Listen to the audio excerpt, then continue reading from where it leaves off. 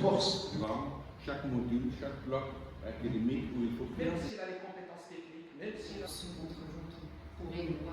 Ça veut dire regarder à travers. Mohamed V de Rabat pour m'inviter. Je trouve que le sujet est très bien sélectionné. Je trouve que c'est l'emploi du futur est crucial pour le pays. Non seulement, et on le voit dans le pacte d'Esri, qu'il y a un débat très clair sur l'emploi du futur. Je trouve que c'est un débat qui doit se mener dans chaque université, qui doit se mener dans la formation et création de chaque programme. Pourquoi est-ce qu'on offre ce programme d'éducation? Pourquoi on offre ce cours? Quel est le but de compétences? Et vous, les enseignants-chercheurs, chaque fois que vous rentrez dans un amphithéâtre, vous devez vous demander pourquoi est-ce que je donne ce cours? Quelles sont les compétences que je voudrais bien transférer à mes étudiants? Et pourquoi est-ce que ces compétences sont importantes pour eux et pour leur futur? Donc je trouve que c'est une réflexion très très importante de mener dans toutes les universités de Maroc. On estime que vers 1 sur 2 des emplois futurs va être automatisé. Donc pour moi c'est assez clair que les machines vont remplacer les êtres humains.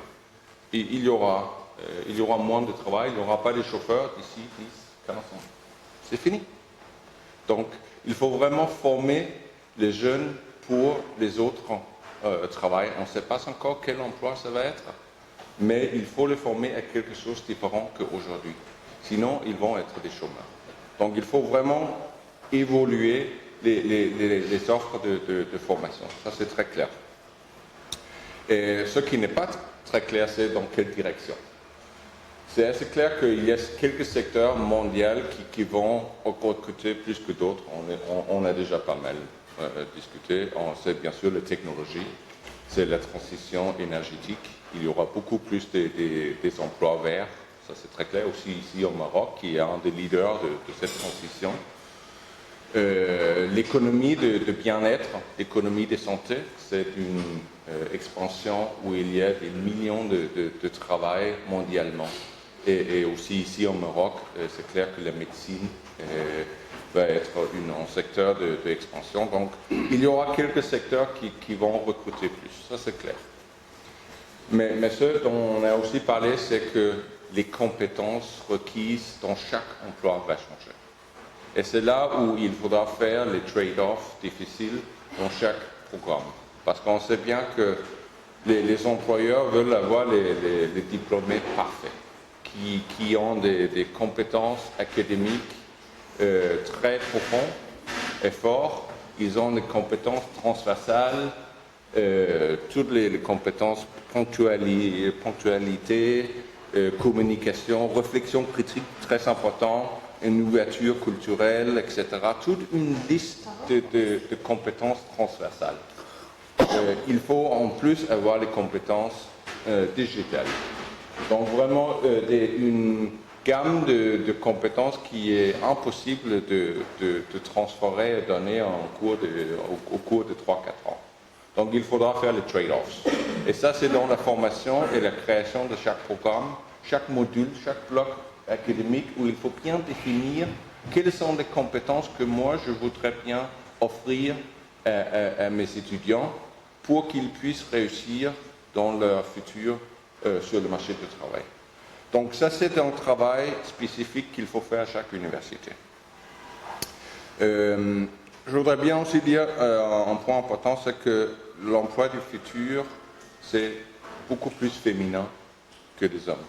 Surtout peut-être en Maroc, où il y a vraiment les opportunités pour les jeunes femmes d'être employées beaucoup plus. Il y a 1 sur 4 qui ont maintenant, qui participent sur le marché du travail. Probablement, Inch'Allah, ça va être 1 sur 2 au moins dans les années à venir. Il y a une opportunité économique énorme d'employer et utiliser ce capital humain des filles et jeunes femmes, plus que ce qui est le cas aujourd'hui. Dernier point que je voudrais bien commenter un peu plus, c'est le défi des universités. Parce qu'il faut l'université dans ce monde global où la technologie joue un plus grand rôle, le rôle des universités est essentiel. Mais il faut évaluer. Il faut évoluer, il faut flexibiliser le programme. Et pour moi, ce que vous mentionnez, je le dis un peu à l'américaine, c'est que les universités vont devenir une sorte de supermarché où les étudiants rentrent, ils choisissent leur programme un peu et ça va être différent pour chaque étudiant.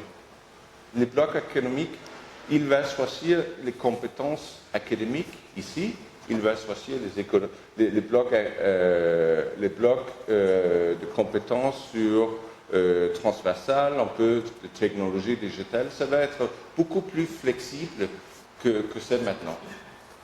Et ça va être un peu en ligne, ça va être un peu des cours assurés par un professeur de l'université, mais ça peut aussi être des MOOC, des Meet ou ailleurs. Ça va être, je crois, beaucoup plus flexible.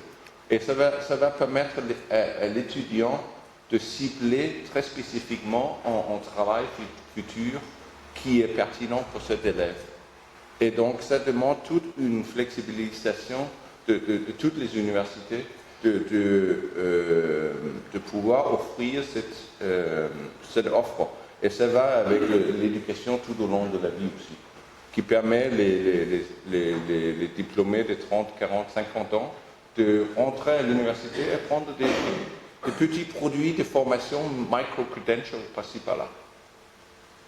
Donc, pour terminer, je trouve que c'est une très bonne discussion qu'on a aujourd'hui. Je trouve que le rôle de l'université est clé, mais il faut évoluer beaucoup pour la flexibilisation. Merci.